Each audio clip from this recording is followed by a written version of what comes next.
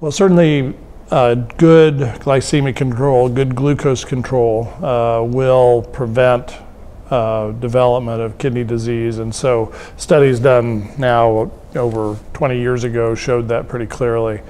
And it does have impact for years and years down the road, so that just having good glycemic control early on in the course of your diabetes will allow you to have better outcomes in terms of not ever going to develop any kidney disease, and certainly not the kidney failure.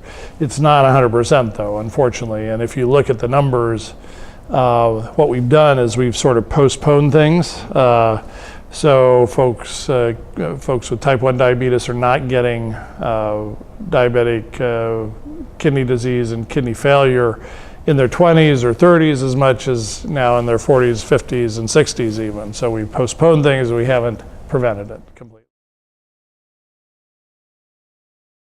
So ultimately, if you get to kidney failure where you really are not able to get along without some replacement for your kidney function, which happens at 10% of your normal kidney function or even less, and you haven't died of cardiovascular disease in the meantime, then you're usually most commonly subjected to 3 times a week dialysis. We do recommend that anyone who is at end stage or approaching end stage be thoroughly evaluated for a kidney transplant, and a kidney transplant is a much better solution for kidney failure than dialysis in terms of outcomes. So particularly if you have a living donor, you can get that done before you ever need dialysis. Those outcomes are really very good. But the outcomes on dialysis are not so good. It's essentially comparable, when folks get on dialysis due to diabetes and kidney failure from diabetes, their mortality is roughly equivalent to those that have metastatic lung cancer. And so it's not good. We keep people alive, we help people out on dialysis, but it is important to recognize that it does not prolong life as we wish it would.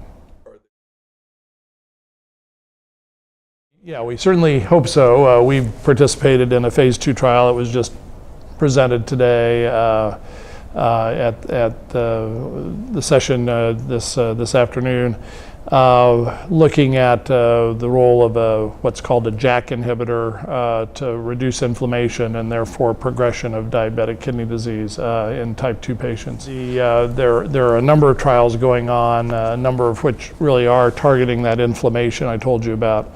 But there's also a phase 3 trial going on right now with an old drug called allopurinol, which reduces uric acid levels. Uric acid seems to be a problem somehow in also increasing inflammation in the kidney. And so there's a trial in type 1 diabetic patients to see if allopurinol will slow that down, slow down the kidney disease in those patients. And then another drug that's at a phase 3 level right now is a medication that inhibits a receptor called endothelin A receptors, which we think have important vascular protective effects, and that's ongoing as well. And there are a number of others that are a little earlier in the pipeline, but we're very hopeful that this will add to our regimen, because right now we're depending on medications that were shown to be effective over 20 years ago, and we haven't really had anything new since.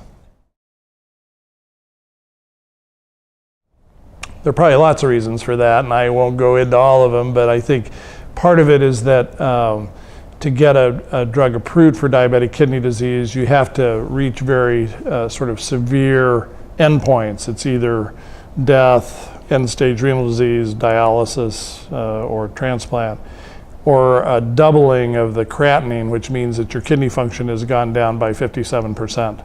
So it's been a high bar to try and make that those set of criteria. And so I think drug companies have been a little skittish about doing trials. We also haven't had a lot of good candidates out there And unfortunately, those that have been tried have not worked, and so I think that's given everyone a little bit of a negative feeling. But more recently, there's been a lot of more positive sense about where we're going. We've discovered a lot of new targets. There are a lot of new agents out there that seem to be effective at some level in both experimental animals and preclinical phases, but also seem to be effective in the early clinical phases as well. So I think as a community, we're very, very, very hopeful that these are going to, at least one or two of them are going to pan out over the next few years. The endothelin antagonist is approved for other indications. It could be out there in 3 or 4 years maybe. Allopurinol is, a cheap drug that's used to treat gout, and that can be used at any time. So if the study is positive, then that could actually happen very quickly.